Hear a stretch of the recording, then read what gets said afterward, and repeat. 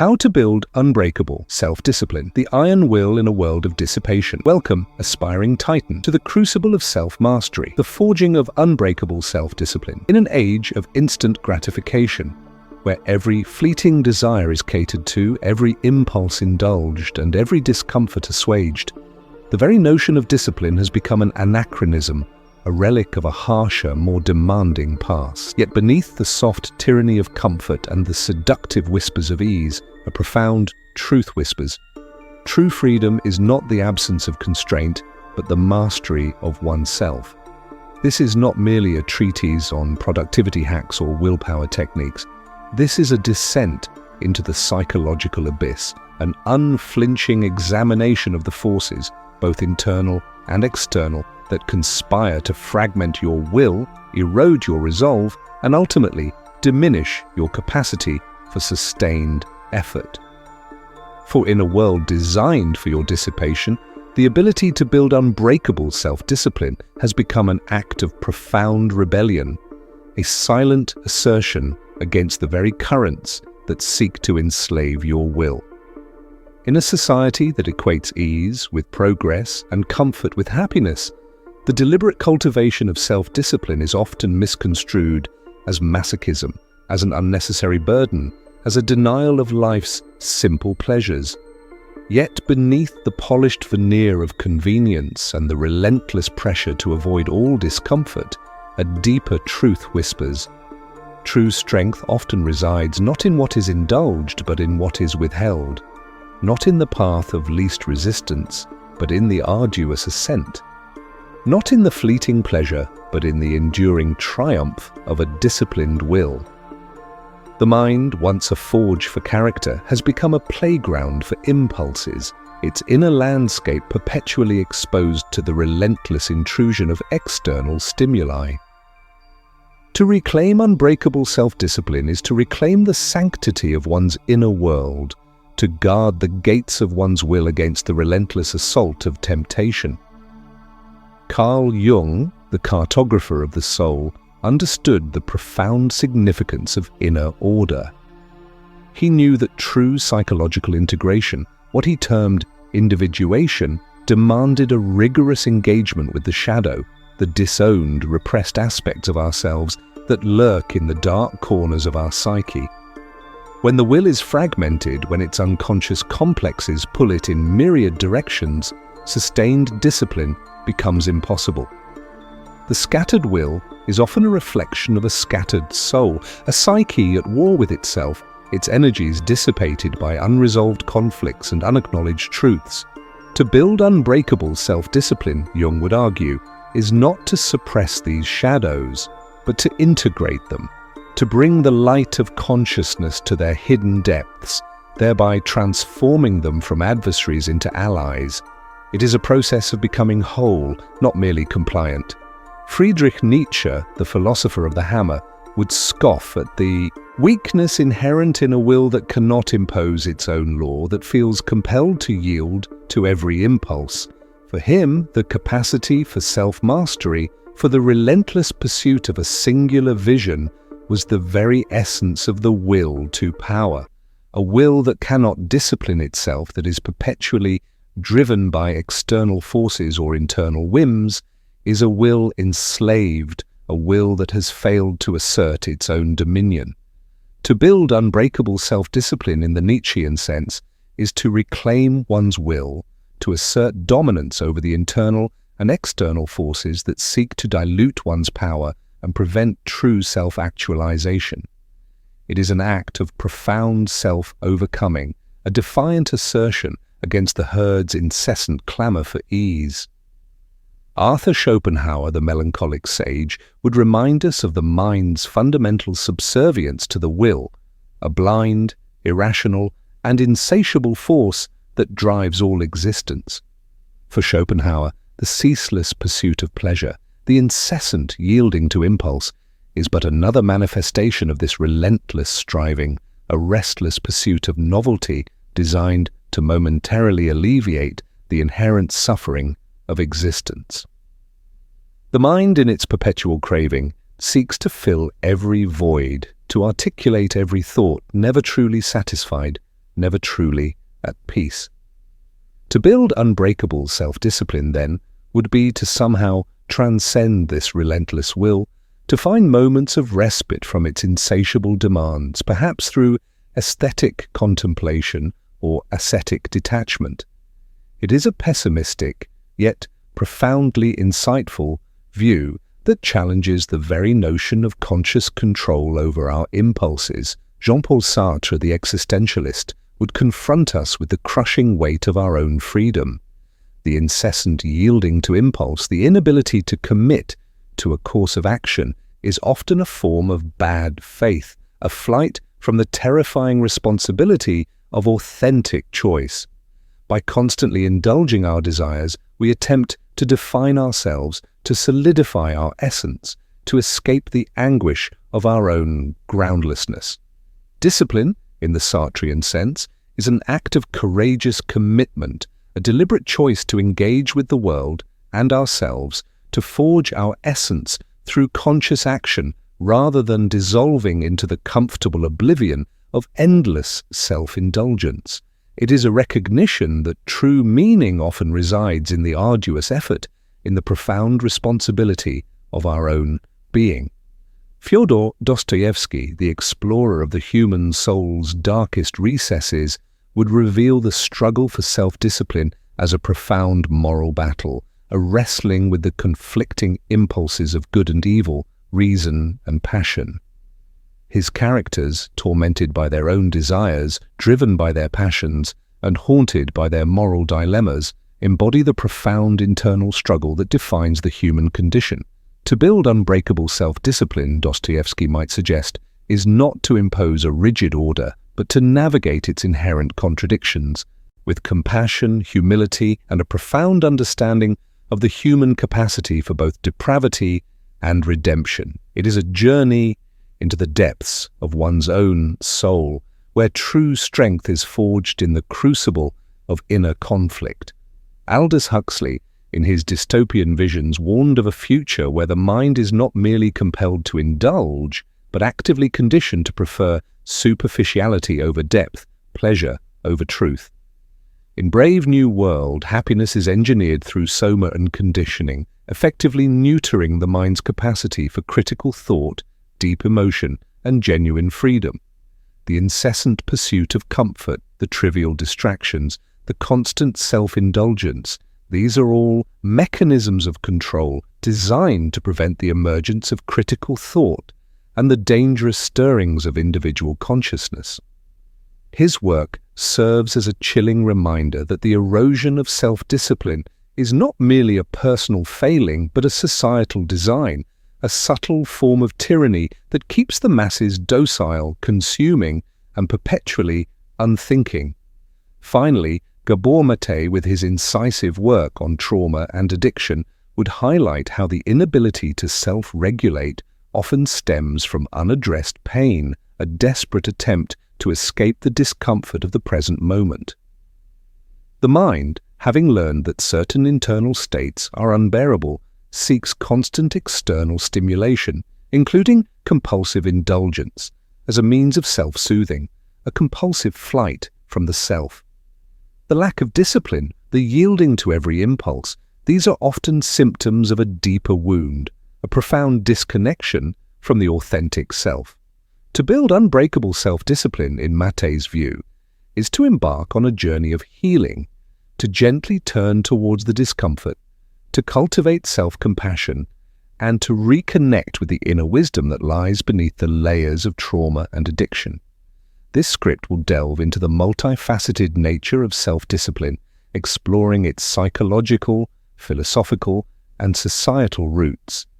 We will journey through the landscapes illuminated by these profound thinkers, seeking not to provide simplistic answers, but to provoke deeper questions, to challenge conventional notions of willpower, and to ultimately guide you towards a more nuanced, authentic, and perhaps even terrifyingly free relationship with your own consciousness. The path to building unbreakable self-discipline begins not with brute force, but with understanding, not with suppression, but with integration, and not with certainty, but with the courageous embrace of the unknown. Prepare to descend. the anatomy of willpower, beyond the myth of brute force. For too long, self-discipline has been shrouded in the myth of brute force, portrayed as a relentless struggle against one's own desires, a perpetual act of white-knuckled resistance. This simplistic understanding, while appealing in its heroic narrative, fundamentally misunderstands the intricate anatomy of willpower, reducing a complex psychological phenomenon to a mere test of strength. To speak of building unbreakable self-discipline without dissecting the true mechanisms of willpower is to arm the seeker with a blunt instrument destined to fail against the subtle and cunning adversaries of impulse and temptation. The mind, in its profound complexity, demands a more nuanced approach, a strategic understanding of its inherent limitations and its hidden strengths. Consider the common experience of setting a grand resolution to exercise daily, to write a book, to abstain from a vice, only to find oneself, days or weeks later, succumbing to the very impulses one vowed to conquer. This is not merely a failure of character, but often a failure of strategy, a misunderstanding of how willpower truly operates. The ego, in its hubris, believes it can simply command the lower impulses into submission. Yet the will, like a muscle, is a finite resource, susceptible to fatigue, depletion, and the insidious influence of unconscious desires. To build unbreakable self-discipline, then, is not to endlessly exert this finite resource, but to cultivate an environment, both internal and external, that minimizes its depletion and maximizes its efficacy. Carl Jung, the cartographer of the soul, would argue that true willpower emerges not from suppression, but from integration. When the shadow, the disowned, repressed aspects of ourselves, remains unconscious, it exerts a powerful, often destructive influence on our conscious intentions. The impulses we seek to suppress, the desires we deem unacceptable, do not simply disappear. They fester in the depths, gaining a terrifying autonomy, undermining our conscious will and manifesting as self-sabotaging behaviors. To build unbreakable self-discipline, Jung would suggest, is to engage in the arduous work of shadow integration, to bring the light of consciousness to these hidden depths, thereby transforming these unconscious energies from adversaries into allies and aligning the conscious will with the deeper currents of the self. Friedrich Nietzsche, the philosopher of the hammer, would scoff at the notion of a weak, depleted will. For him, the very act of willing, of imposing one's own law upon oneself, was the ultimate expression of the will to power. However, Nietzsche also understood that true strength is not about rigid adherence to external rules, but about the creation of one's own values, one's own internal compass. A will that is constantly battling against itself, that is perpetually exhausted by internal conflict, is a will that has failed to assert its own dominion.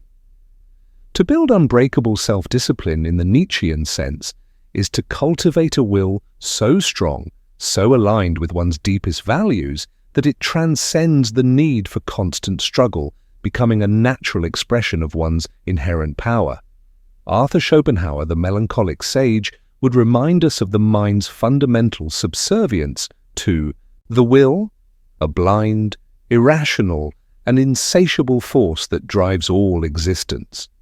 For Schopenhauer, the ceaseless pursuit of pleasure, the incessant yielding to impulse, is but another manifestation of this relentless striving. The mind, in its perpetual craving, seeks to fill every void, to articulate every thought, never truly satisfied, never truly at peace. To build unbreakable self-discipline, then, would be to somehow transcend this relentless will, to find moments of respite from its insatiable demands, perhaps through aesthetic contemplation or ascetic detachment. It is a pessimistic, yet profoundly insightful, view that challenges the very notion of conscious control over our impulses, suggesting that true discipline lies in a profound understanding of the will's inherent nature. Modern neuroscience offers a more granular understanding of willpower, revealing it as a function of the prefrontal cortex, the brain's executive control center. This region is responsible for planning, decision-making, impulse control, and sustained attention. However, like a muscle, the prefrontal cortex can become fatigued. Each act of self-control, each decision that requires conscious effort, draws upon a finite reservoir of mental energy. When this reservoir is depleted, our capacity for self-discipline diminishes, making us more susceptible to temptation, more prone to impulsive behavior, and less capable of sustained effort. This phenomenon, known as ego depletion, highlights the critical importance of managing our willpower strategically rather than simply relying on brute force. Furthermore, the brain's reward system, particularly the dopamine pathways, plays a crucial role in shaping our habits and impulses. When we engage in pleasurable activities, dopamine is released, reinforcing the behavior and creating a craving for its repetition.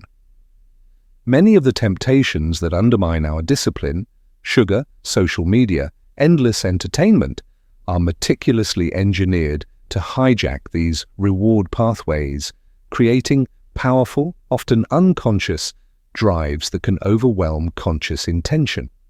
To build unbreakable self-discipline, then, requires not just conscious effort, but a strategic understanding of these neurochemical mechanisms and a deliberate effort to rewire our reward pathways towards more beneficial behaviors.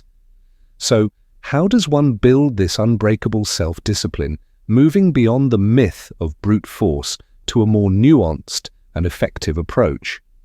It begins with strategic environment design, a conscious effort to minimize temptations and maximize opportunities for desired behaviors. This means removing distractions, creating clear cues for positive habits, and making the path of least resistance the path of discipline. It is an act of proactive self-mastery, recognizing that our environment profoundly shapes our choices. It involves willpower conservation, a deliberate effort to manage our finite mental energy. This means prioritizing tasks, avoiding unnecessary decisions, and ensuring adequate rest and recovery. Just as an athlete trains and rests their muscles, so too must we train and rest our willpower, recognizing its limits and nurturing its capacity. Furthermore, it demands habit formation, the conscious cultivation of automatic behaviors that bypass the need for constant willpower exertion. When a desired behavior becomes a habit, it requires significantly less mental energy, freeing up our willpower for more complex challenges. This involves consistent repetition, clear rewards, and a patient understanding of the brain's capacity for neuroplasticity. To build unbreakable self-discipline, then, is to embark on a profound journey of self-understanding, to dissect the intricate anatomy of willpower, and to move beyond the simplistic myth of brute force. It is a mastery born not of endless struggle, but of strategic insight, a courageous assertion of your own agency in shaping your internal and external worlds. And in that assertion, the mind becomes not a battleground of conflicting impulses, but a well-ordered domain, capable of directing its immense power towards meaningful engagement with the world and the relentless pursuit of its highest aspirations. The shadow of indulgence, confronting the unconscious roots of procrastination and weakness. Beneath the conscious desire for self-discipline, a darker, more insidious force often lurks: the shadow of indulgence. This is not merely a lack of willpower, but a profound psychological resistance, a subtle yet powerful force that pulls the mind away from sustained effort, often manifesting as chronic procrastination, compulsive avoidance, or a pervasive weakness in the face of temptation. To speak of building unbreakable self-discipline without confronting this inner saboteur, this unconscious craving for ease and comfort, is to wage war against an invisible enemy, to treat the symptom while ignoring the root cause of the will's rebellion. The mind, in its desperate attempt to avoid discomfort, often creates elaborate strategies of self-sabotage, ensuring that the path of least resistance remains the path of perpetual indulgence.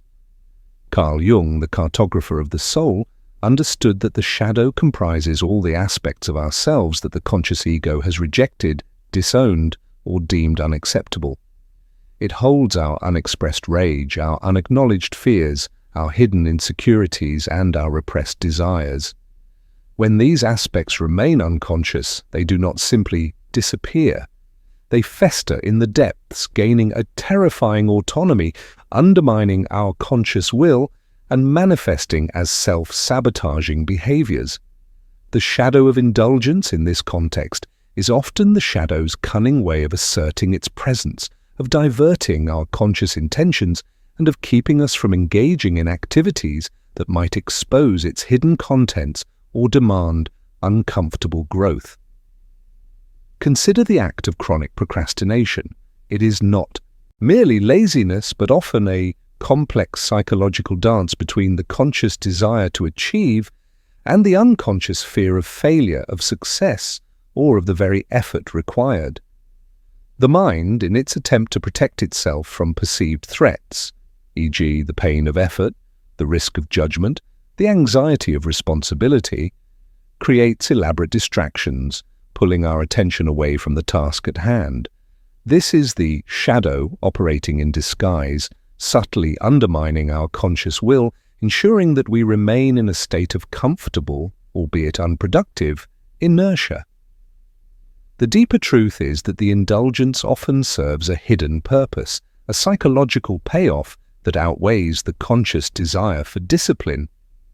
Friedrich Nietzsche, with his relentless focus on self-overcoming, would view this shadow of indulgence as a profound weakness of will, a failure to assert one's own power over the internal forces that seek to diminish it. For him, the disciplined will, the capacity for sustained effort, was the ultimate expression of human potential. A will that is perpetually yielding to its inner impulses and external temptations, that is constantly seeking comfort and ease, is a will that has failed to master itself, a will that has succumbed to the forces of decadence and mediocrity. To overcome the shadow of indulgence, in the Nietzschean sense, is to engage in a radical act of self-discipline, to forge a will so strong that it can bend even the most recalcitrant inner forces to its purpose, thereby achieving a state of profound inner unity and directedness. Arthur Schopenhauer, though perhaps less concerned with the moral implications, would see the shadow of indulgence as another manifestation of the blind, irrational will. The mind, in its ceaseless striving, is often driven by unconscious impulses and desires that contradict its conscious intentions. The compulsive need for comfort, the restless pursuit of pleasure, the inability to settle, these are but expressions of the will's inherent restlessness, its insatiable craving for more. To build unbreakable self-discipline, then, would be to gain a momentary respite from this relentless inner drive, to achieve a temporary liberation from the mind's own self-imposed torment through a profound understanding of the will's inherent nature and its insatiable demands. Gabor Mate's work on trauma and addiction offers a compassionate yet incisive lens through which to understand the shadow of indulgence.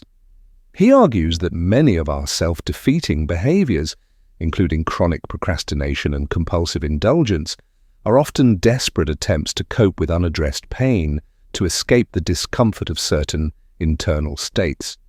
The mind, having learned that vulnerability or deep engagement can be painful, creates elaborate avoidance strategies, pulling our attention away from anything that might trigger past wounds. The shadow of indulgence, in this view, is not an enemy to be vanquished, but a wounded part of ourselves desperately trying to protect us, albeit in maladaptive ways.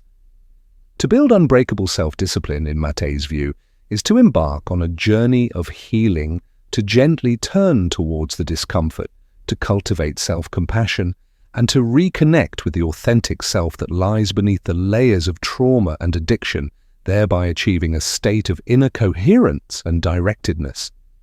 The shadow of indulgence often operates through subtle whispers of self-doubt, fear of judgment, or the insidious belief that we are not capable of sustained effort. These internal narratives, often deeply ingrained from childhood experiences or societal conditioning, become self-fulfilling prophecies, undermining our confidence and perpetuating a cycle of indulgence and unfulfilled potential.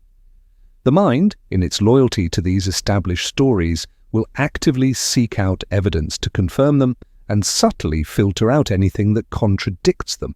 This is the insidious grip of cognitive distortions, irrational thought patterns that keep us trapped in a cycle of self-sabotage and internal conflict. So, how does one unmask and disarm this shadow of indulgence? It begins with self-awareness, a deep introspection into the origins of our resistance, our fears, and our self-defeating patterns. We must ask, what am I truly afraid of when I procrastinate? What discomfort am I trying to avoid when I seek indulgence? What narratives do I tell myself about my capacity for discipline? This process of self-inquiry, often uncomfortable, is essential for bringing the unconscious into the light of consciousness. It involves shadow integration, a courageous willingness to acknowledge and embrace the disowned aspects of ourselves. This means recognizing that the shadow of indulgence is not an enemy to be fought, but a part of ourselves that needs to be understood, accepted, and ultimately integrated.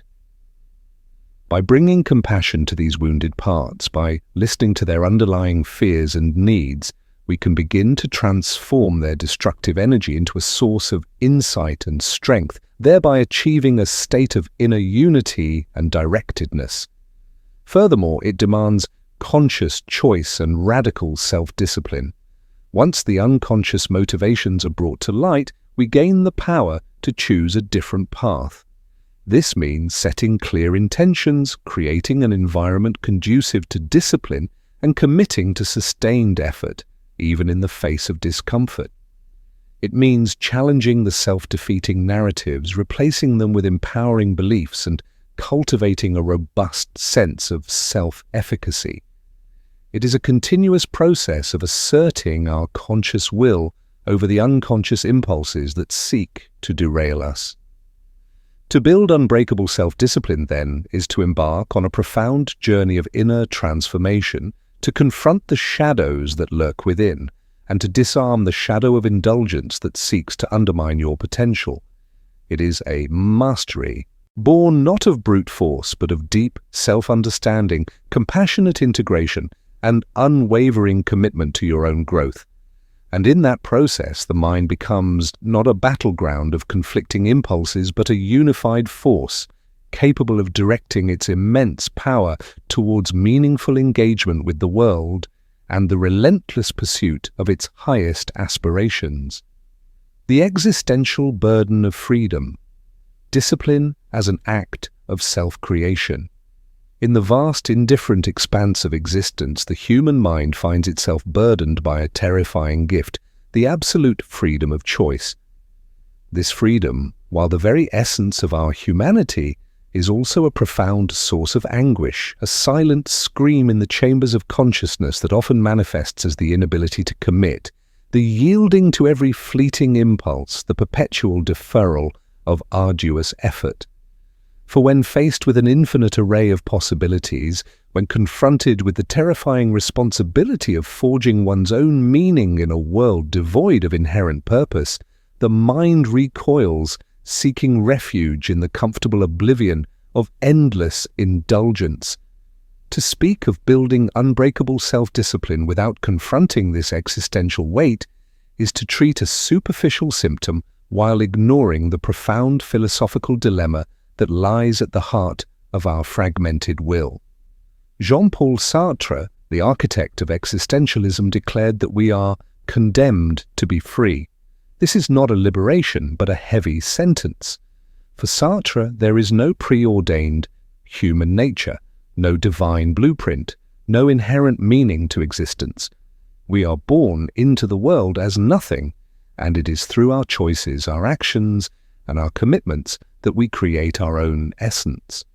This radical freedom, however, comes with a crushing burden: absolute responsibility for every thought, every feeling, every action in a world without preordained meaning. The mind, when faced with this terrifying void, often seeks refuge in bad faith, a form of self-deception where we deny our freedom and responsibility, pretending that we are determined by external forces, by our past, or by societal roles. A lack of self-discipline in this light becomes a primary mechanism of bad faith, a deliberate scattering of will to avoid the anguish of authentic choice. Consider the paralysis of choice in the modern world. We are bombarded with an overwhelming array of options: careers, lifestyles, beliefs, identities. Each choice represents a commitment, a narrowing of possibilities, a terrifying affirmation of one path over countless others. The mind, in its anguish, recoils from this burden, preferring the comfortable oblivion of indecision, of perpetual browsing, of endless consumption without true engagement. This is the paradox of choice, where an abundance of options, far from liberating us, can lead to anxiety, dissatisfaction, and a profound inability to commit. The inability to build self-discipline, then, is not merely a cognitive deficit, but an existential flight, a desperate attempt to avoid the terrifying responsibility of defining oneself through conscious, deliberate action.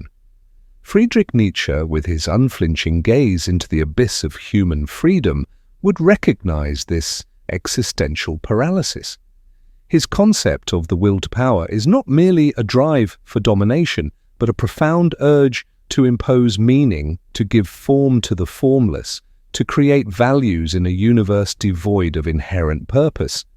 A will that cannot discipline itself, that is perpetually scattered by external stimuli or internal indecision, is a will that has failed to assert its own dominion, a will that has succumbed to the forces of nihilism.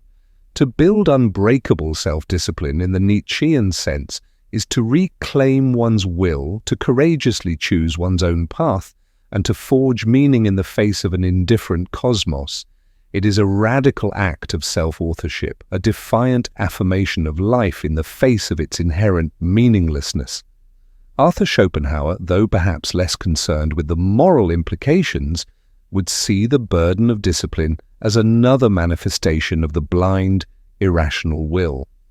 The mind, in its ceaseless striving, is perpetually seeking new objects of desire, new stimuli to momentarily alleviate the inherent suffering of existence. The inability to commit, then, is not a failure of will, but a testament to the will's inherent restlessness, its insatiable craving for novelty.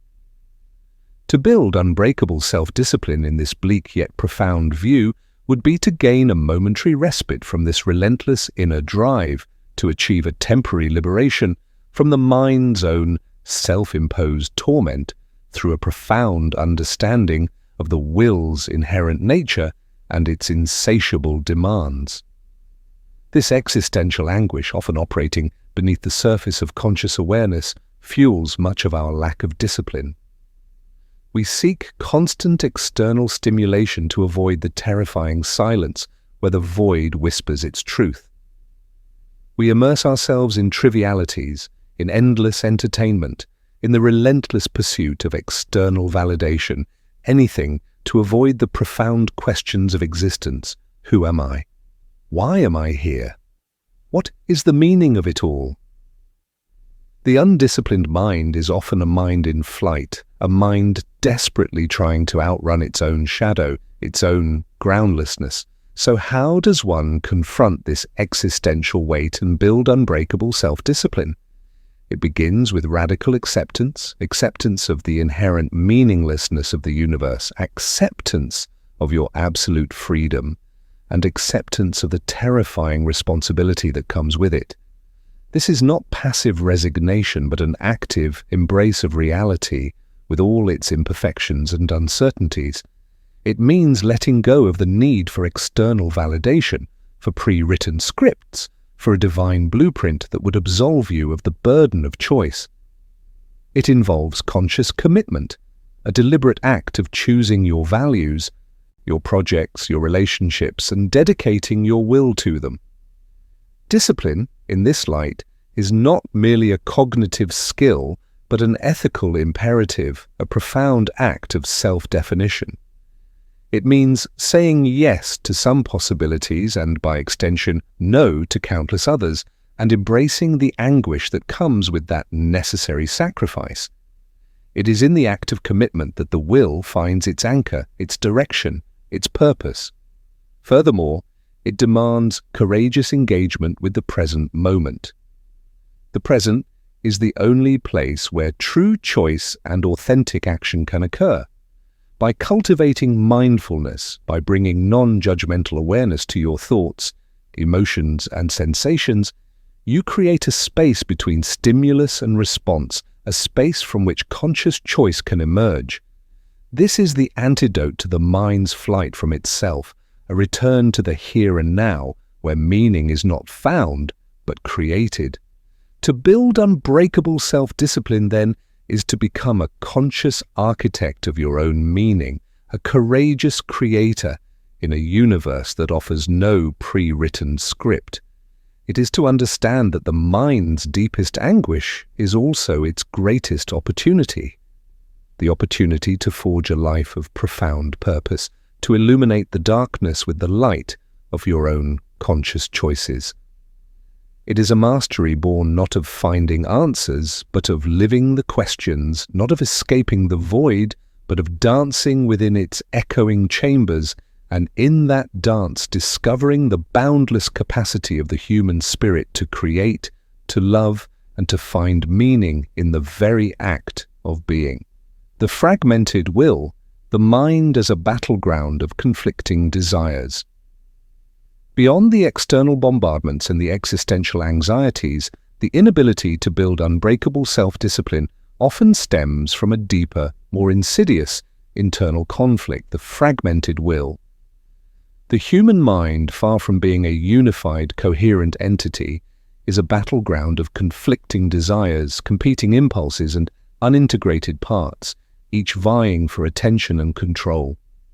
To speak of fixing self-discipline without acknowledging this internal civil war is to treat a superficial symptom while ignoring the profound psychological fragmentation that lies at the heart of our scattered resolve. The mind, in its desperate attempt to reconcile these warring factions, often dissipates its energy, leaving us feeling exhausted, indecisive, and perpetually yielding to impulse. Carl Jung, the cartographer of the soul, understood this inherent fragmentation. He knew that the psyche is composed of various interacting systems: the ego, the personal unconscious, the collective unconscious, and its complexes and archetypes. When these parts are not in harmonious relationship, when certain aspects are repressed or disowned, they do not simply disappear. Instead, they fester in the depths, gaining a terrifying autonomy, pulling the will in myriad directions and manifesting as neuroses, anxieties, and a pervasive inability to maintain sustained effort. The fragmented will in this context is often a reflection of a fragmented soul, a psyche at war with itself, its energies dissipated by unresolved conflicts and unacknowledged truths.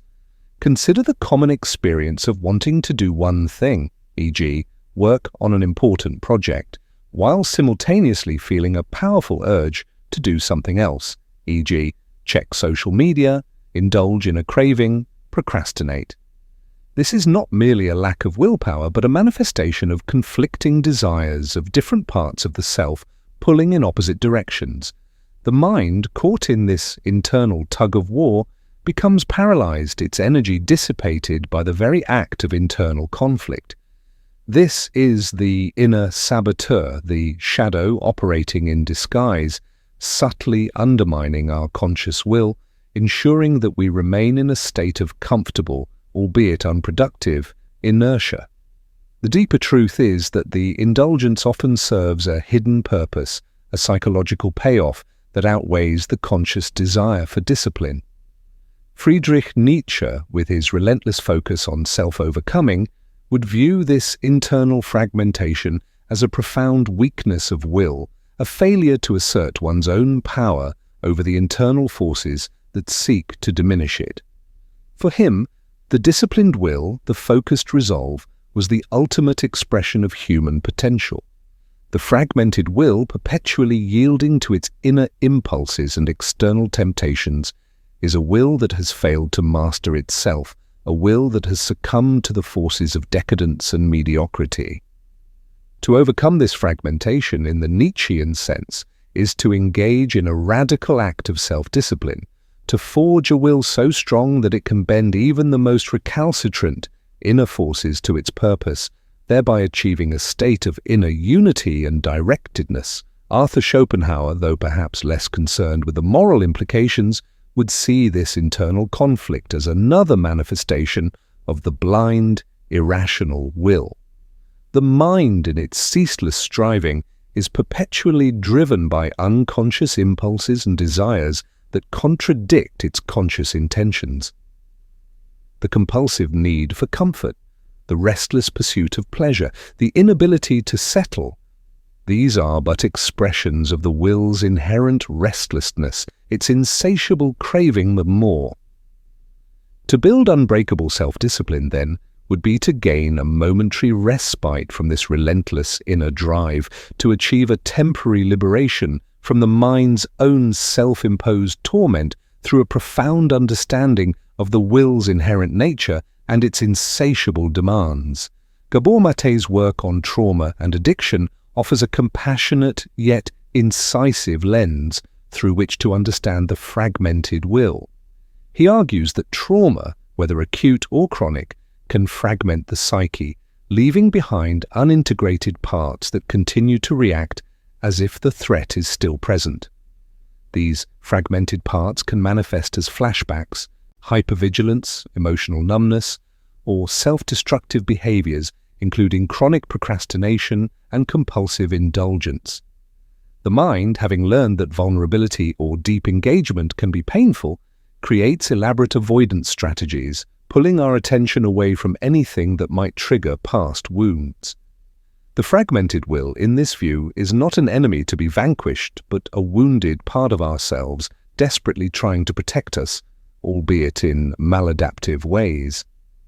To build unbreakable self-discipline, in Mate's view, is to embark on a journey of healing, to gently turn towards the discomfort, to cultivate self-compassion, and to reconnect with the authentic self that lies beneath the layers of trauma and addiction, thereby achieving a state of inner coherence and directedness. The fragmented will often operates through subtle whispers of self-doubt, fear of judgment, or the insidious belief that we are not capable of sustained effort. These internal narratives, often deeply ingrained from childhood experiences or societal conditioning, become self-fulfilling prophecies, undermining our confidence and perpetuating a cycle of indulgence and unfulfilled potential. The mind, in its loyalty to these established stories, will actively seek out evidence to confirm them and subtly filter out anything that contradicts them. This is the insidious grip of cognitive distortions, irrational thought patterns that keep us trapped in a cycle of self-sabotage and internal conflict. So, how does one integrate the fragmented will and build unbreakable self-discipline? It begins with self-awareness, a deep introspection into the origins of our conflicting desires, our fears, and our self-defeating patterns. We must ask, what parts of myself are in conflict? What needs are these conflicting impulses trying to meet? What discomfort am I trying to avoid when I seek indulgence? This process of self-inquiry, often uncomfortable, is essential for bringing the unconscious into the light of consciousness. It involves shadow integration, a courageous willingness to acknowledge and embrace the disowned aspects of ourselves. This means recognizing that the inner saboteur, the procrastinator, the easily distracted part, is not an enemy to be fought, but a part of ourselves that needs to be understood, accepted, and ultimately integrated. By bringing compassion to these wounded parts, by listening to their underlying fears and needs, we can begin to transform their destructive energy into a source of insight and strength, thereby achieving a state of inner unity and directedness. Furthermore, it demands conscious choice and radical self-discipline. Once the unconscious motivations are brought to light, we gain the power to choose a different path. This means setting clear intentions, creating an environment conducive to discipline, and committing to sustained effort, even in the face of discomfort. It means challenging the self-defeating narratives, replacing them with empowering beliefs, and cultivating a robust sense of self-efficacy. It is a continuous process of asserting our conscious will over the unconscious impulses that seek to derail us. To build unbreakable self-discipline, then, is to embark on a profound journey of inner transformation, to confront the shadows that lurk within, and to disarm the fragmented will that seeks to undermine your potential. It is a mastery born not of brute force, but of deep self-understanding, compassionate integration, and unwavering commitment to your own growth. And in that process, the mind becomes not a battleground of conflicting impulses, but a unified force, capable of directing its immense power towards meaningful engagement with the world and the relentless pursuit of its highest aspirations. The neurobiology of resolve, rewiring the brain for unyielding discipline. Beneath the philosophical and psychological layers of self-discipline lies a deeper, more fundamental truth. The brain itself, a marvel of evolutionary engineering, is profoundly shaped by our habits, our choices, and our environment. To speak of building unbreakable self-discipline without understanding the neurobiological underpinnings of resolve is to attempt to navigate a complex machine without its blueprint. The brain, in its remarkable plasticity, adapts to its environment, and in an age of constant stimulation and instant gratification, this adaptation often comes at the cost of sustained effort, leaving us with a will that is perpetually restless, easily swayed, and craving immediate reward. Consider the intricate dance of neurotransmitters that govern our motivation and self-control. Dopamine, the pleasure and reward chemical, plays a crucial role in motivation and habit formation. In a world of instant gratification, each notification, each like, each new piece of content, our dopamine pathways are constantly being stimulated, creating a perpetual craving for novelty and immediate reward. The brain, seeking its next hit, becomes accustomed to this rapid-fire reward system, making it increasingly difficult to engage in activities that offer delayed gratification, such as arduous work or sustained learning. The mind, in its pursuit of immediate pleasure, sacrifices its capacity for long-term commitment. Conversely, the prefrontal cortex, the brain's executive control center responsible for planning, decision-making, impulse control, and sustained attention, is constantly being challenged. This region, responsible for inhibiting impulsive behaviors and maintaining focus on long-term goals, is like a muscle that atrophies with disuse. When we constantly yield to impulses, when we allow ourselves to be perpetually distracted, we weaken the very neural pathways responsible for sustained self-control. The mind, in its constant toggling between desires, becomes less capable of holding a single intention in its awareness, its capacity for deep commitment eroded by the relentless demands of immediate gratification. Nietzsche, with his emphasis on the will to power and the cultivation of self-mastery, would view this neurobiological rewiring with profound concern. For him, the disciplined will, the capacity for sustained effort, was the ultimate expression of human potential. A brain that is perpetually scattered, that is incapable of sustained effort, is a brain that has failed to assert its will, a brain that has succumbed to the forces of decadence and mediocrity. To build unbreakable self-discipline, in the Nietzschean sense, is to engage in a radical act of neuroplasticity, to consciously rewire the brain for sustained resolve, to forge new neural pathways that support deep work and profound commitment. Schopenhauer, though perhaps less concerned with the specific neurochemical mechanisms, would see this restless brain as another manifestation of the blind, irrational will. The brain, in its ceaseless striving, is perpetually seeking new objects of desire, new stimuli to momentarily alleviate the inherent suffering of existence. The inability to commit, then, is not a failure of will, but a testament to the will's inherent restlessness, its insatiable craving for novelty. To build unbreakable self-discipline in this bleak yet profound view would be to gain a momentary respite from this relentless inner drive, to achieve a temporary liberation from the mind's own self-imposed torment through a profound understanding of the will's inherent nature and its insatiable demands. Gabor Mate's work on trauma further illuminates the neurobiological underpinnings of a lack of self-discipline.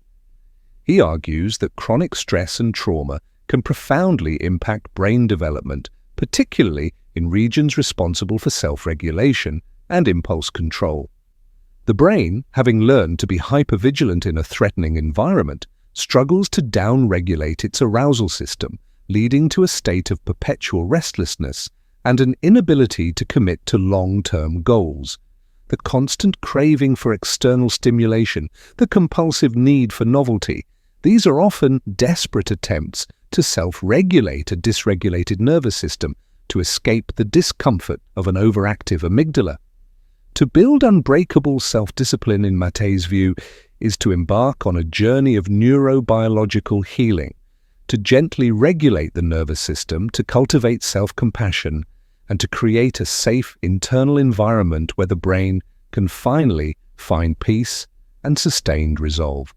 This neurobiological rewiring is not a permanent state. The brain is remarkably plastic, capable of change and adaptation throughout our lives. The challenge lies in consciously directing this plasticity, in engaging in practices that strengthen the neural pathways for sustained effort and inhibit those that promote impulsive behavior. This is the essence of neuromastery, a deliberate act of shaping our own brains to support our highest intentions. So, how does one rewire the brain for unbreakable self-discipline? It begins with mindful awareness, the conscious observation of our own impulses, noticing when they arise, when they seek to derail our intentions, and gently bringing our attention back to our chosen path. This is the essence of meditation, a practice that has been shown to strengthen the prefrontal cortex and improve impulse control. It is a form of mental training, a deliberate exercise in directing the will's energy. It involves strategic environment design, a conscious effort to minimize temptations and maximize opportunities for desired behaviors. This means removing distractions, creating clear cues for positive habits, and making the path of least resistance the path of discipline. It is an act of proactive self-mastery, recognizing that our environment profoundly shapes our choices and, consequently, our brain's wiring. Furthermore, it demands structured practice, engaging in activities that specifically train the brain for sustained effort and delayed gratification. This could include deep work, focused problem-solving, learning a new skill that requires intense commitment, or engaging in flow-state activities. These practices, when engaged in consistently, strengthen the neural pathways for discipline, making it easier to maintain resolve over longer periods. To build unbreakable self-discipline, then, is to embark on a profound journey of neurobiological transformation, to understand the intricate wiring of your brain, and to consciously direct its plasticity towards sustained effort and unwavering resolve. It is a mastery born not of brute force, but of informed practice, a profound act of self-authorship that allows you to reclaim your will from the forces that seek to fragment it. And in that reclamation, the mind becomes not a restless prisoner, but a powerful instrument, capable of directing its immense power towards meaningful engagement with the world and the relentless pursuit of its highest aspirations. The architecture of habit, forging the chains of freedom. Beyond the conscious exertion of willpower and the intricate dance of neurobiology, the true bedrock of unbreakable self-discipline lies in the architecture of habit. For habit, in its profound and often insidious power, is the silent architect of our lives, shaping our actions, our thoughts, and ultimately, our destinies, often without our conscious awareness. To speak of building unbreakable self-discipline without dissecting the mechanisms of habit formation is to attempt to build a fortress on shifting sands destined to crumble under the relentless assault of impulse and temptation. The mind, in its relentless pursuit of efficiency, seeks to automate, to routinize, to transform conscious effort into effortless routine. And in this automation lies both the greatest danger and the greatest promise for the cultivation of an iron will. Consider the profound paradox: habits, which often feel like chains, are in fact the very foundation of freedom. The more we automate the mundane, the more we routinize the necessary, the more mental energy we free up for higher order thinking, for creative pursuits, for conscious choice.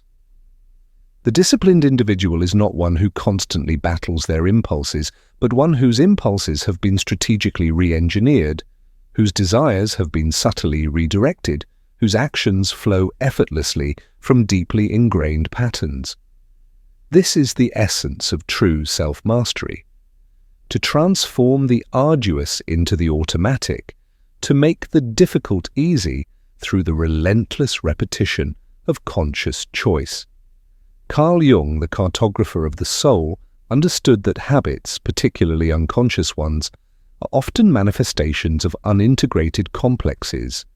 When certain behaviors become automatic, when we act without conscious awareness, we are often being driven by forces beyond the ego's control. To build unbreakable self-discipline, Jung would suggest, is to bring consciousness to these unconscious habits, to understand their origins, and to integrate their underlying energies into a more coherent and purposeful will. This is not about breaking habits through brute force, but about transforming them through conscious awareness, aligning the automatic with the authentic self. Friedrich Nietzsche, the philosopher of the hammer, would scoff at the notion of a will enslaved by unconscious habits. For him, the disciplined individual was one who consciously forged their own habits, who deliberately imposed their own law upon themselves, thereby becoming their own creator. A will that is merely a slave to ingrained routines, that acts without conscious intention, is a will that has failed to assert its own dominion. To build unbreakable self-discipline in the Nietzschean sense is to engage in a radical act of self-authorship, to consciously design one's own habits, to make them a reflection of one's highest values, and thereby transform routine into a powerful expression of one's will to power. Arthur Schopenhauer, the melancholic sage, would remind us of the mind's fundamental subservience to the will, a blind, irrational, and insatiable force that drives all existence. For Schopenhauer, habits are merely the will's cunning way of perpetuating its own striving, of ensuring the repetition of behaviors that serve its unconscious ends. The mind, in its perpetual craving, seeks to automate behaviors that provide momentary pleasure or alleviate discomfort. To build unbreakable self-discipline, then, would be to somehow transcend this relentless will, to find moments of respite from its insatiable demands, perhaps through a profound understanding of how habits serve its unconscious agenda, thereby gaining a temporary liberation from their compulsive grip. Modern behavioral science offers a precise understanding of the habit loop: cue, routine, reward. A cue triggers a behavior, routine, which is then reinforced by a reward, thereby strengthening the neural pathway and making the behavior more likely to be repeated in the future. Many of our undesirable habits, procrastination, overeating, excessive screen time, are deeply ingrained habit loops, operating below the level of conscious awareness. To build unbreakable self-discipline, then, requires not just conscious effort, but a strategic understanding of these habit loops and a deliberate effort to dismantle the undesirable ones and construct new, beneficial ones. Consider the profound power of keystone habits, small, seemingly insignificant habits that, when consistently practiced, create a ripple effect, leading to the development of numerous other positive habits. Exercise, for instance, often leads to better eating habits, improved sleep, and increased productivity. By identifying and cultivating these keystone habits, we can leverage the architecture of habit to create a cascading effect of positive change, building unbreakable self-discipline not through isolated acts of willpower, but through a systemic transformation of our daily routines.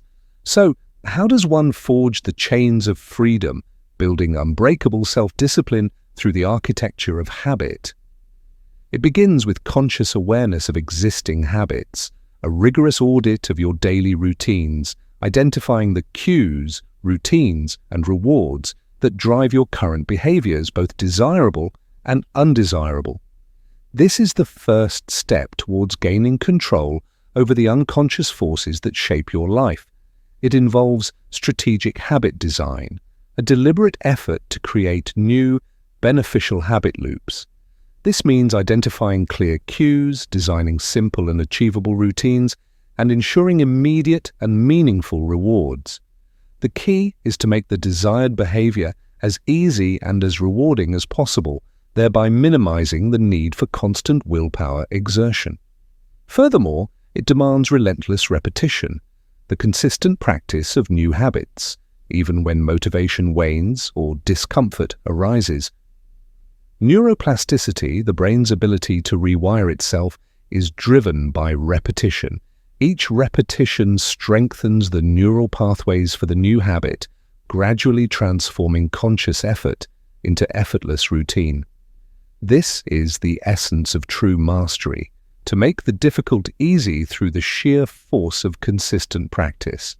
To build unbreakable self-discipline, then, is to embark on a profound journey of self-authorship, to understand the intricate architecture of habit, and to consciously design your routines to support your highest aspirations.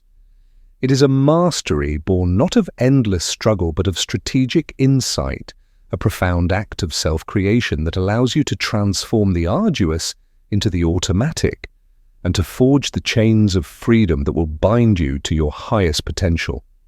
And in that forging, the mind becomes not a slave to impulse, but a master of its own destiny, capable of directing its immense power towards meaningful engagement with the world and the relentless pursuit of its highest aspirations. The asceticism of attention, cultivating will and discipline in a world of dissipation. In the relentless currents of the modern age, where every click, every notification, every fleeting image conspires to dissipate our attention, the act of sustained focus has become a profound form of asceticism. It is a deliberate turning away from the seductive siren calls of instant gratification, a rigorous discipline of the mind that, in its very defiance of the prevailing currents, embodies a radical philosophy of will. To speak of fixing focus without confronting the arduous, often painful, cultivation of inner discipline is to offer a superficial balm to a wound that demands the surgeon's blade. For true focus is not merely a cognitive trick, it is a testament to the mind's capacity for self-mastery, a courageous assertion of will in a world designed for its erosion. Friedrich Nietzsche, the prophet of the will to power, would recognize the profound significance of this struggle. For him, the ability to concentrate, to direct one's energies towards a singular purpose, was not a mere virtue, but the very essence of the will to power. The distracted mind, perpetually yielding to external stimuli and internal impulses, is a mind that has failed to assert its will, a mind that has succumbed to the forces of decadence and mediocrity.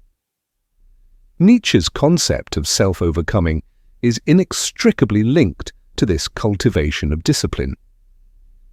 It is the arduous process of forging one's character, of bending the raw material of one's instincts and desires to the service of a higher vision. Focus in this light is a manifestation of a powerful will, a testament to the individual's capacity to become their own creator, their own sculptor of meaning in a godless universe. Consider the profound discomfort that often accompanies the attempt to focus. The mind rebels, seeking escape, craving novelty, conjuring 1,000 reasons to abandon the task at hand. This is the ego's resistance, the ingrained habit of dissipation, the unconscious fear of the intensity that deep concentration demands. To overcome this resistance, to persist in the face of internal and external distractions, requires a profound act of will, a deliberate choice to endure the discomfort for the sake of a greater purpose. This is the asceticism of attention, a voluntary renunciation of immediate pleasure for the sake of long-term mastery, a spiritual discipline enacted in the mundane realm of daily tasks. Schopenhauer, despite his pessimism, offers a complementary perspective. While he viewed the will as a blind, irrational force, he also recognized the possibility of temporary liberation from its ceaseless striving through aesthetic contemplation or ascetic detachment. The act of focused attention, particularly on something beautiful or intellectually profound, can offer a momentary respite from the will's relentless demands, allowing the mind to transcend its usual state of restless craving. In this sense, cultivating focus is not about bending the will to our desires, but about finding moments of profound stillness, of quiet observation, where the mind can momentarily escape its own self-imposed torment. Jean-Paul Sartre, with his emphasis on radical freedom and responsibility, would view the cultivation of discipline as an essential component of authentic existence. If we are condemned to be free, then every choice, every act of attention or distraction is a reflection of our being. To choose distraction, to allow our attention to be scattered by external forces, is a form of bad faith, a denial of our own agency, a flight from the anguish of responsibility. To cultivate discipline, to deliberately choose focus, is an act of profound authenticity, a courageous affirmation of our freedom, a conscious forging of our essence through deliberate action. It is a recognition that our attention is not merely a resource to be managed, but a moral imperative, a reflection of our commitment to ourselves and to the world. This cultivation of will and discipline is not about brute force or rigid self-denial in the traditional sense. It is a nuanced process that involves understanding the mind's inherent resistance, acknowledging its need for novelty, and strategically channeling its energies. It is about building mental resilience, the capacity to recover from distractions, to persist in the face of challenges, and to maintain a sense of purpose, even when the path is arduous. It is a form of self-mastery that recognizes the mind's inherent wildness, not to suppress it, but to guide it, to direct its immense power towards meaningful ends. So, how does one cultivate this asceticism of attention, this profound will and discipline in a world of dissipation? It begins with conscious intention, a clear, unwavering decision to direct your attention, to commit to a task, and to see it through. This is not a vague wish, but a firm resolve, a declaration of purpose that sets the mind's compass. It involves structured practice, engaging in activities that specifically train the mind for sustained effort. This could be anything from deep reading and focused writing to learning a musical instrument or engaging in complex problem-solving. The key is to choose activities that demand sustained, uninterrupted concentration, thereby strengthening the neural pathways for discipline and resilience. Furthermore, it demands strategic self-limitation, a deliberate reduction of external stimuli and internal temptations. This means creating an environment conducive to focus, minimizing distractions, and consciously choosing to engage with the world in a more deliberate, less reactive way. It is an act of self-preservation, a recognition that in a world of infinite choices, true freedom lies in the ability to choose what to ignore. To build unbreakable self-discipline, then, is to embark on a profound journey of self-discipline, to cultivate a powerful will that can withstand the relentless currents of dissipation. It is a mastery born not of external control, but of inner strength, a courageous assertion of your own agency in a world that constantly seeks to dissipate your attention. And in that assertion, the mind becomes not a passive recipient of stimuli, but an active creator, capable of shaping its own reality, forging its own meaning, and directing its immense power towards a life of profound purpose and unwavering presence. The philosophical crucible, discipline as the forging of character, beyond the practicalities of habit and the neurobiology of resolve, the cultivation of unbreakable self-discipline plunges us into a profound philosophical crucible, the forging of character. For discipline is not merely a set of behaviors, it is a fundamental orientation of the soul, a testament to one's commitment to virtue, to excellence, and to the relentless pursuit of one's highest potential. To speak of building unbreakable self-discipline without confronting its role in the shaping of one's very being is to offer a superficial veneer to a process that demands a radical transformation of the self. The mind, in its deepest essence, is not merely a tool to be wielded, but a living, breathing entity, constantly being sculpted by its choices, its efforts, and its unwavering resolve. Aristotle, the ancient Greek philosopher, understood that virtue is not an innate quality but a habit, a disposition acquired through consistent practice. For him, arete, excellence or virtue, was achieved through hexis, a settled disposition or habit, which in turn was cultivated through repeated virtuous actions. Self-discipline, in the Aristotelian sense, is the very mechanism through which character is forged, through which one becomes the kind of person who consistently acts in accordance with reason and virtue. It is the arduous process of habituating oneself to excellence, of making the difficult choices easy through relentless repetition. The disciplined individual is not one who constantly battles their impulses, but one whose impulses have been trained, whose desires have been aligned with their highest good, whose actions flow effortlessly from a deeply ingrained virtuous character. Friedrich Nietzsche, the philosopher of the hammer, would scoff at the notion of a character passively shaped by external forces or inherited virtues. For him, true character was not given but created, forged in the crucible of self-overcoming. The disciplined individual, in the Nietzschean sense, is one who consciously imposes their own law upon themselves, who deliberately chooses their own values, and who relentlessly pursues their own vision of greatness. Self-discipline here is the very act of self-authorship, the courageous process of becoming one's own creator, one's own sculptor of meaning in a godless universe. It is a defiant assertion against the herd's morality, a relentless pursuit of one's own unique potential, a testament to the will to power in its purest form. Arthur Schopenhauer, the melancholic sage, would remind us of the mind's fundamental subservience to the will, a blind, irrational, and insatiable force that drives all existence. For Schopenhauer, character is largely fixed, a manifestation of the individual's unique eternal will.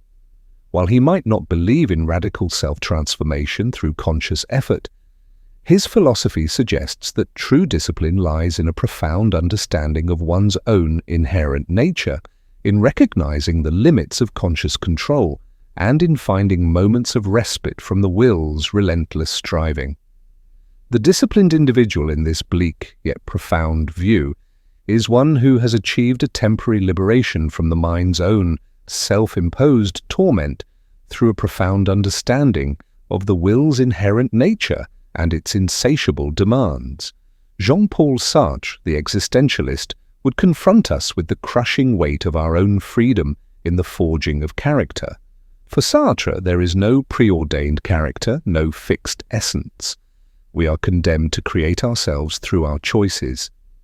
Self-discipline, in the Sartrean sense, is the very act of self-creation, a continuous process of defining oneself through conscious, deliberate action. To lack discipline, to yield to every impulse, to constantly defer arduous effort is a form of bad faith, a denial of our own agency, a flight from the anguish of responsibility. To build unbreakable self-discipline, then, is to embrace this anguish, to courageously choose one's own values, and to forge one's character through relentless commitment, thereby becoming the author of one's own being. This philosophical understanding of self-discipline elevates it beyond mere behavioral modification. It reveals discipline as a fundamental act of being, a continuous process of shaping our inner and outer worlds. When we cultivate self-discipline, we are not merely acquiring a skill, we are forging our very character, becoming the kind of person who consistently acts in accordance with their highest values, their deepest aspirations, and their most profound sense of purpose. The disciplined individual is one whose actions are a direct reflection of their inner integrity, whose will is aligned with their being, and whose life is a testament to the power of conscious choice. So, how does one enter this philosophical crucible and forge unbreakable self-discipline as an act of character? It begins with conscious self-definition, a rigorous inquiry into the kind of person you aspire to be. What virtues do you wish to embody? What values do you want to live by? What legacy do you want to leave? This is not a superficial exercise, but a profound act of self-authorship, a declaration of intent that sets the compass for your life. It involves relentless virtuous action, the consistent practice of behaviors that align with your chosen character. This means making the difficult choices, enduring the discomfort, and persisting in the face of temptation, not out of mere obligation, but out of a deep commitment to becoming the person you envision.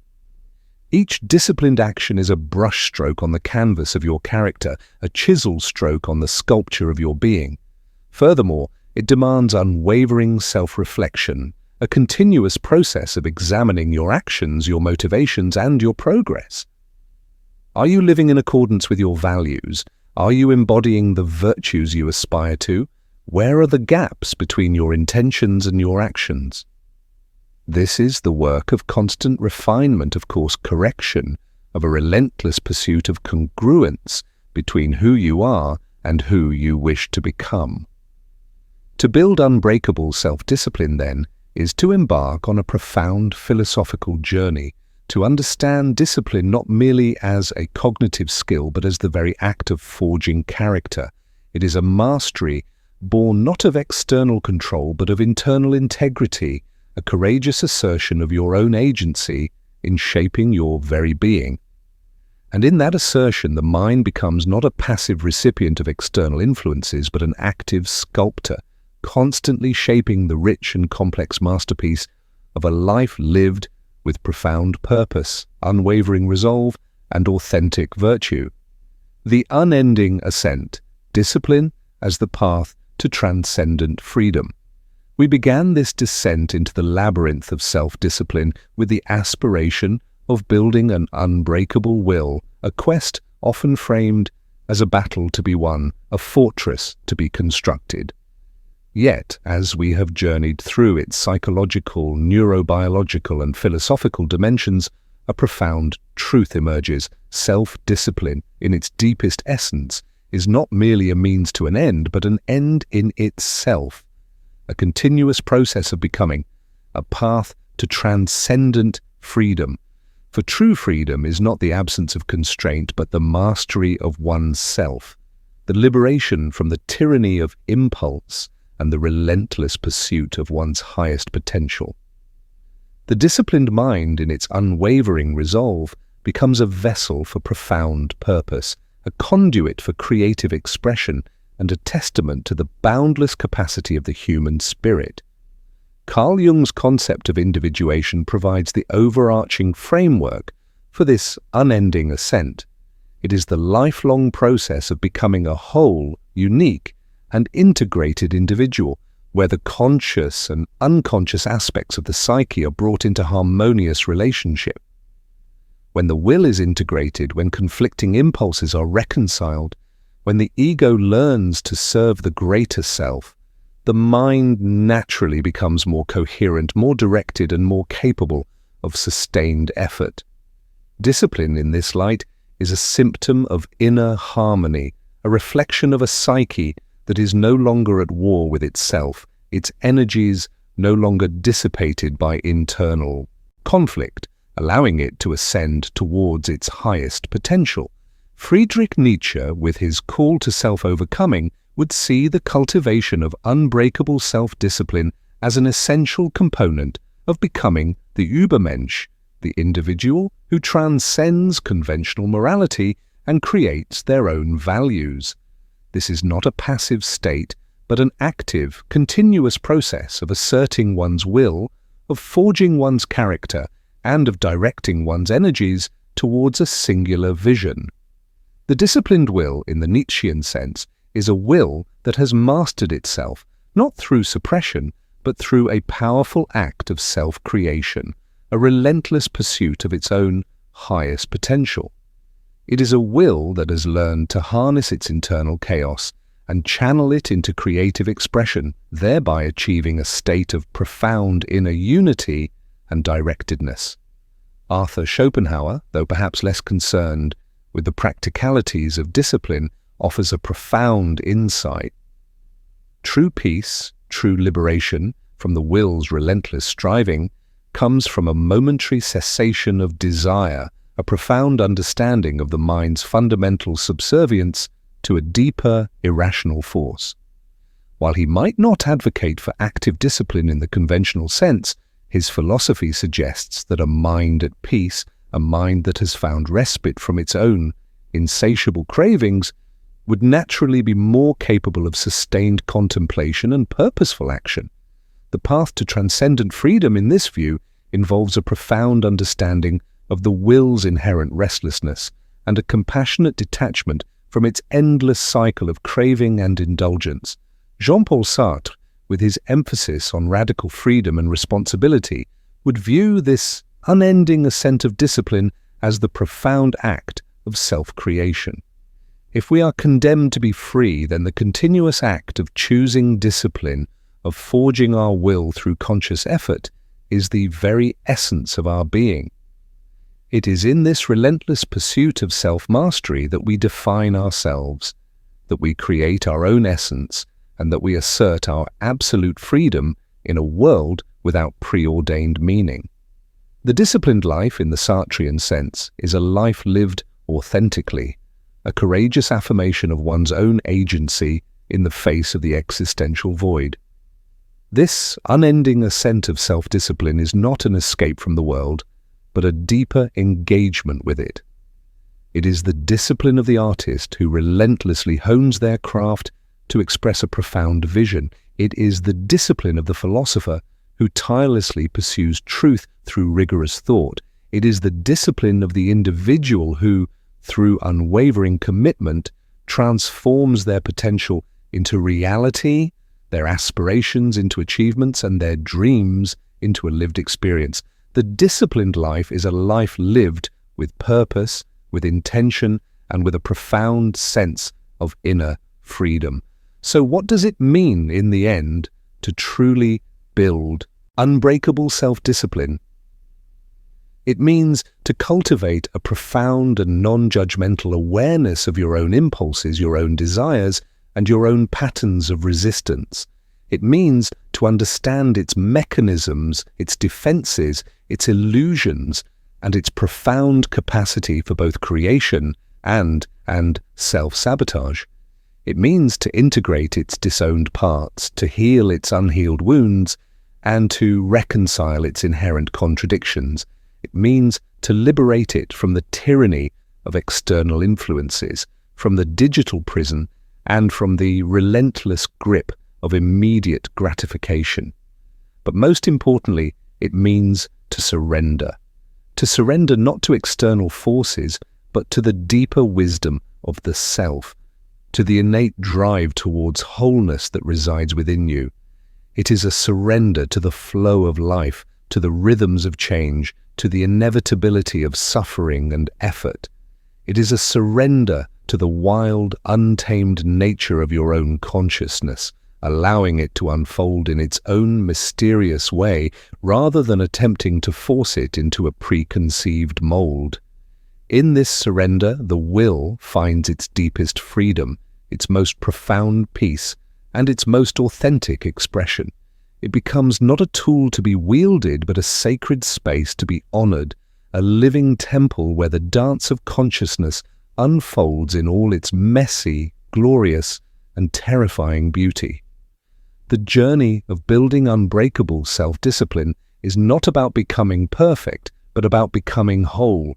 It is about embracing your humanity in all its complexity, with all its light and all its shadow. And in that embrace, you discover that the true master is not the one who controls, but the one who has the courage to be fully, authentically, and terrifyingly alive in the profound freedom of their own disciplined being. This is the unending ascent. This is the path beyond mere self-control towards a life of profound purpose, unwavering resolve, and transcendent freedom. And it begins and ends within you.